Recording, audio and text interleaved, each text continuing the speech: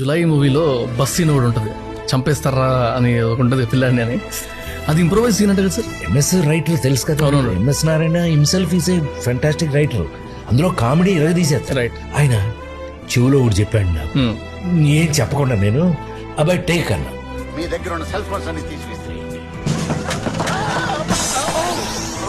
లోపలికి వెళ్ళిపోయాడు. యాక్చువల్గా అయితే కట్ చేస్తాడు, వాళ్ళకి తెలియదు ఆ విషయం. చేస్తే డింగిని ఇందులోంచి గుడ్లోంచి ఆ పిల్ల బయటకు వస్తుంది చూడండి. ఇట్లా గుడ్లోంచి పిల్ల వచ్చినట్టు బయటకి ఇట్లా వస్తే బిడ్డను చంపేస్తారా అన్నాను. ఏదో అనుకున్నాము, బాగుందా బాగోకపోతే 1 more చేస్తామని. యాక్చువల్గా ఐ మిస్ హిమ్. అతను చనిపోతాడు నా జీవితంలో అనుకోలే.